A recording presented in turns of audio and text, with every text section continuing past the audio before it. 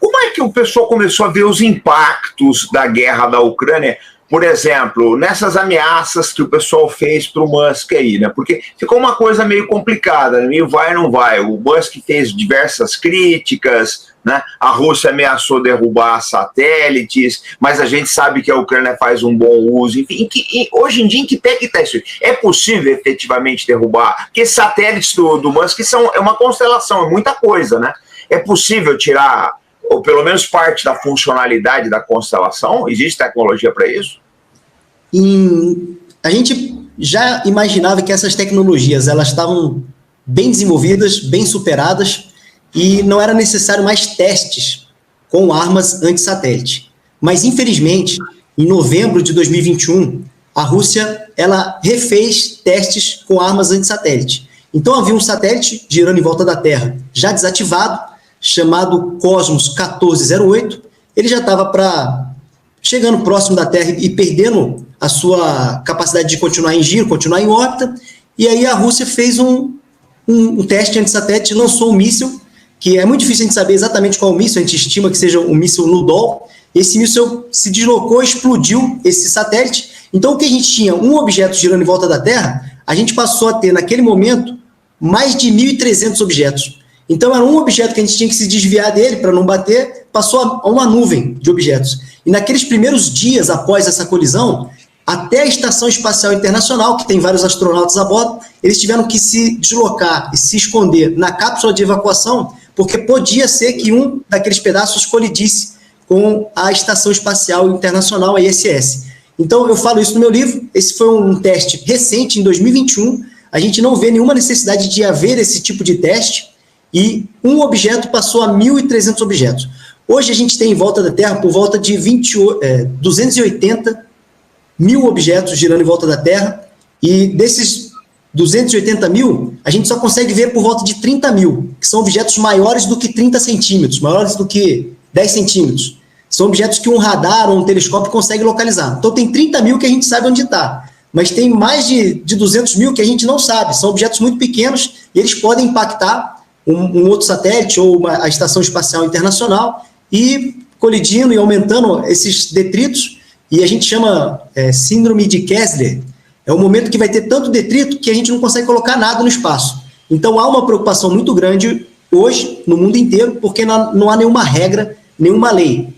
Na semana passada terminou um congresso, a cada 6 meses a ONU discute esses assuntos, então há congressos e há uma comissão especial para discutir esses assuntos. O Ministério das Relações Exteriores do Brasil, ele é muito ouvido e ele consegue exercer uma liderança muito especial de ouvir vários países e conseguir concentrar essas vozes para ir contra as grandes potências. Porque a Rússia, a China, os Estados Unidos, eles não querem ser cerceados em seus direitos de maneira alguma, eles querem sempre impor e colocar coisas, explodir coisas sem nenhuma sanção. Então o Brasil ele consegue ter essa liderança no cenário mundial e ele vai sempre com argumentos bem claros, bem coesos do que seria o comportamento responsável de objetos no espaço. Como a gente fazer o uso do espaço de maneira pacífica, onde toda a nação, o planeta inteiro seja beneficiado por essa operação de uma maneira sustentável. E realmente explodir uma coisa no espaço não é uma coisa que traz benefício para ninguém. Então a Rússia ela tem essa capacidade, os Estados Unidos têm. Se a gente vê a quantidade de armas antissatélites testadas pelos americanos e pelos russos, a gente vai ver que está empatado. Os americanos fizeram muitos lançamentos, explodiram muitas coisas no espaço, e agora eles pararam. E os russos ainda fazem esse tipo de teste. A China recentemente fez, a Índia também fez, então são países que têm essa capacidade. É muito complexo, não só o guiamento desse sistema que vai detectar um satélite, vai abater no espaço, como saber, prever aonde esse satélite vai passar. Porque ele está girando numa velocidade que é por volta de 7.000 a 8.000 quilômetros por segundo. Então, 7 a 1.008 quilômetros por segundo, está girando muito rápido em volta da Terra, e a gente localizar ele e abater é algo muito difícil, exige uma tecnologia bem precisa de rastreio, detectar e rastrear esse objeto.